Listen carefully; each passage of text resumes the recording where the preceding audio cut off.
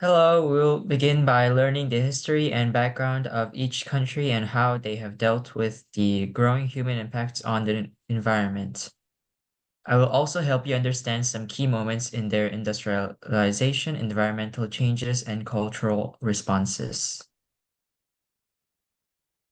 As mentioned in the previous presentation, Anthropocene is our current geologic age, marked by significant human impact on Earth. Anthropocene is strongly related to industrialization, urbanization, and environmental degradation across the globe.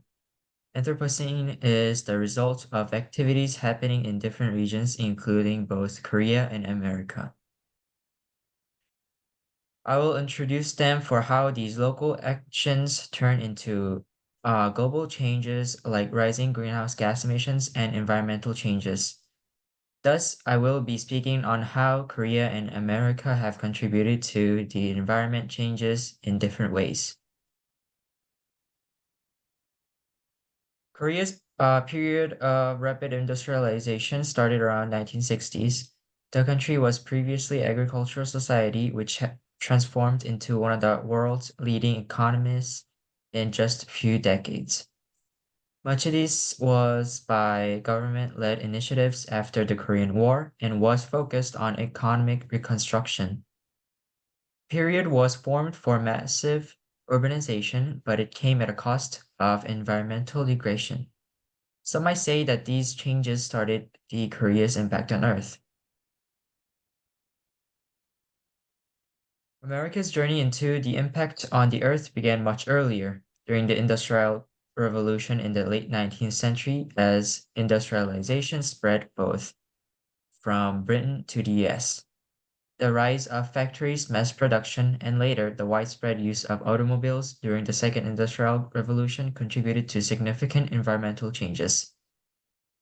After World War II, the US experienced a boom in suburbanization, which also closely connected to the automobile industry and consumer culture driven by market and government strategies. Industrial growth during this period further accelerated environmental changes. Korea's rapid urbanization had a major impact on the environment. This expansion led to deforestation that contributed to air pollution, although other factors such as fossil fuels and industrial emissions played a more significant role in the rise of pollution levels. Korea also faced difficulties in waste management and had to work with limited natural resources.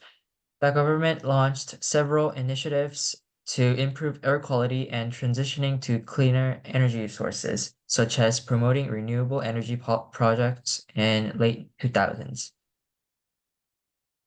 Through these activities, waste management, resource conservation, and pollution control measures were improved.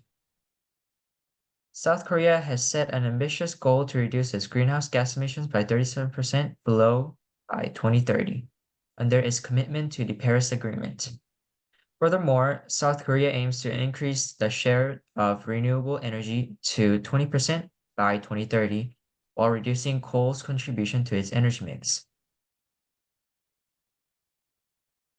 America's environmental challenges have been formed by its large-scale industrial activities and coal culture, which have contributed to significant carbon emissions and air pollution. Additionally, the country's industrialized agriculture has led to deforestation and habitat loss.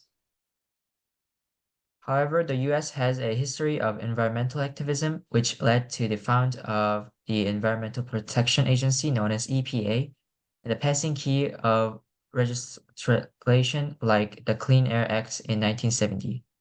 The US remains one of the highest contributors to global carbon emissions. In 2019, the US emitted approximately 5.1 billion metric tons of carbon dioxide, making it the second largest emitter in the world after China. This data was calculated so even though factories that was needed in America moved overseas to China. The Clean Air Act of 1970 and the founding of the EPA were significant steps toward reducing pollution, which demonstrated that while industrial industrialization contributed to environmental degradation. There have been strong culture and political responses to mitigate these effects. Korea has promoted eco-friendly policies and technology as a response to environmental challenges. Initiatives like renewable energy development and green urban planning are nuclear to the country's strategy for balancing development with sustainability. Recycling culture has also become widespread and energy-saving measures are common in everyday life. However, Korea still faces challenges in maintaining this balance. America has a rich history of environmental activism. Events like the first Earth Day in 1970 helped to widespread environmental awareness, which led to the start of advocacy groups and stronger environmental regulations. The grassroots level, ordinary citizens pushed for these changes.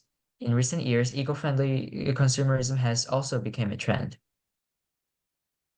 However, political polarization and on environmental issues remains a challenge, especially with climate change denial and different views on environmental policy. Despite these obstacles, environmental activism continues to change America's response to the Anthropocene. As we've seen, both Korea and America have contributed to and responded to the environmental challenges of the Anthropocene in unique ways, shaped by their histories, cultures, and policies. Given the ongoing challenges each country faces, including balancing industrial growth within environmental responsibility, here is one question for you. How can Korea and America work together, and what role might global partnership play in Anthropocene on a larger scale? Consider what more can be done by each country individually and what collaborative steps might take for most significant impact on our shared environments. Thank you.